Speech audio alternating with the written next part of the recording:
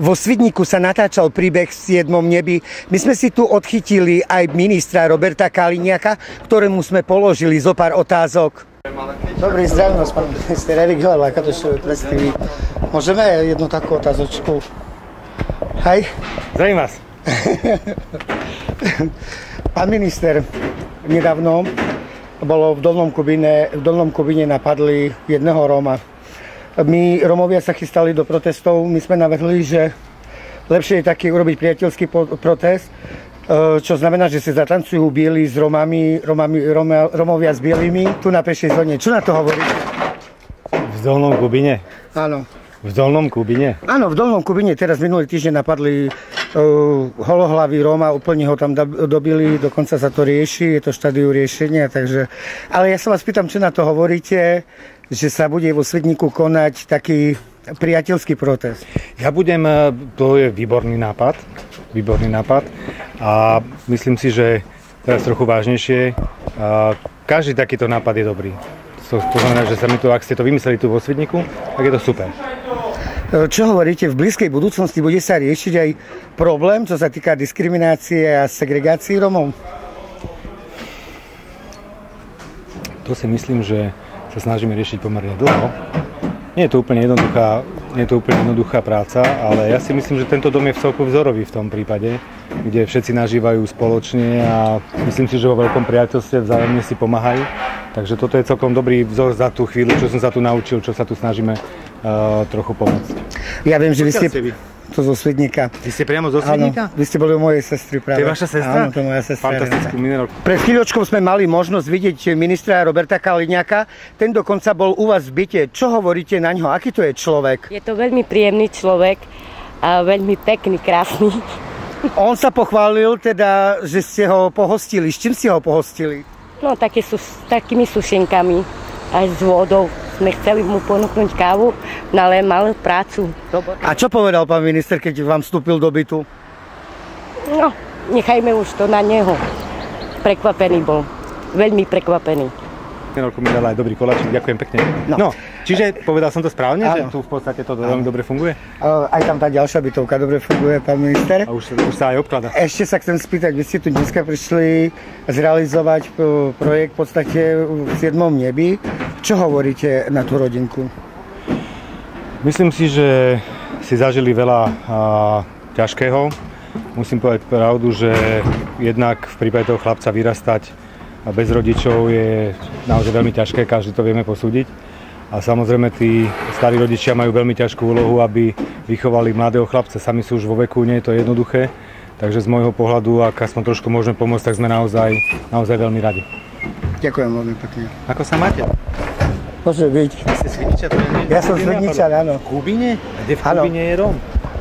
Ja som o tom nepočul. Áno, v Dolnom Kubine sa stalo? Áno, na stanici ho dobili, celý mal roztrhanú... Polícia došla, chytila tých páchateľov? Nie, ale proste sa po nich pátra, ale tam je paradox, že mu nikto nepomohol. Na tej vlakovej stanici sa to stalo a nikto mu nepomohol. Ten Dolný Kubín je strašne netradičné miesto, preto sa divím, akože Kubín. Akože vieme, že proste Bystrica a ostatné časti. On v podstate cestoval do Šale, alebo do Galanty išiel. Áno, to už by som... No, alebo v Dolnom Kubine, lebo on je Dolnokubínčan a tam ho napadli a nikto mu nepomohol na tej stanici. A tam boli v podstate na tej železničnej stanici nikto, proste ani zamestnanci, nikto mu nepomohli. Takže tak. Takže vy ste Svidničan do Slovenska? Môj otec je vlastne odtiaľ. Ja viem. Ja rád do Svidníka, ale že vy ste odtiaľ, to sa nevedel. Teším ma. Všetko dobre. A ja. Majte sa krásne, dovidenia. Pýtali sme sa aj známych osobností, ako je Jožo Pročko a Marian Labuda, čo hovoria na nápad, kde budú tancovať vo Svidníku asi zhruba 4 000 ľudí, kde budú tancovať Rómovia aj nerómovia. No a samozrejme, my si už teraz môžeme počuť ich názor. Priatelia, ja už tu mám dvoch známych hercov. Počkaj, uvoľni sa. Keď budeš takto afektovať, nebudem odpovedať. Normálne, poď ešte raz. Priatelia, ja už mám dvoch, poď. Dobre. Tak, 3, 4. Priatelia, ja už tu mám dvoch známych hercov. Lepšie, ale ešte viac. Jeho, dám, Dobre. Tak, po 3, 4. Priatelia, ja už tu mám dvoch známych hercov, a to je Jožo Pročko a Marian Labuda. Majo Labuda, čo hovoríš na to, keďže sa Rómovia chystali do protestu a bol navrhnutý taký priateľský protest, že nech si radšej zatancuje biela s čiernym, čierny s bielým. Čo na to hovoríš ty? No, pred asi 5 minútami do divadla tu na Svidníku doletel Erik s kameramanom a strašne pekným chlapcom. Ak sa volá? Ľubko. S Ľubkom došli a Erik, chceme rozhovor a keďže nám Erik hneď povedal, že budeme rozprávať o tom, ako niekoho zbili niekde, my nevieme, koho kde zbil, ale musím povedať, keď niekto niekoho zbije, to nie je dobré, pretože dostať by mal ten, kto je zlý, ale nemal by dostať ten, kto je dobrý. Či je to už Róm, Cigáň, Vietnamec, či je to už tej národnosti. Láska medzi nami musí všade žiť. Buď prirodzený, lebo ťa zabijem. Hlavne, že ty si prirodzený. Nie, všimnite si, prosím vás, ako prirodzene spravil vstup Erik, pretože sme ho tak akože prinútili, aby bol prirodzený. Takže vrátime sa k tomu. Ja si myslím, že či už je ktokoľvek robí zlé druhému, akákoľvek národnosť, akákoľvek rasa, akýkoľvek človek, je to zlý človek. A ja nerozdeľujem ľudí na bielých, žltých, oranžových, cigáňov, Rómov, gádžov. Ja rozdeľujem ľudí na zlých a dobrých. Ja to poviem iba jednou jedinou vetou. Ja som sa v živote nebil. No, jeho len bili, ale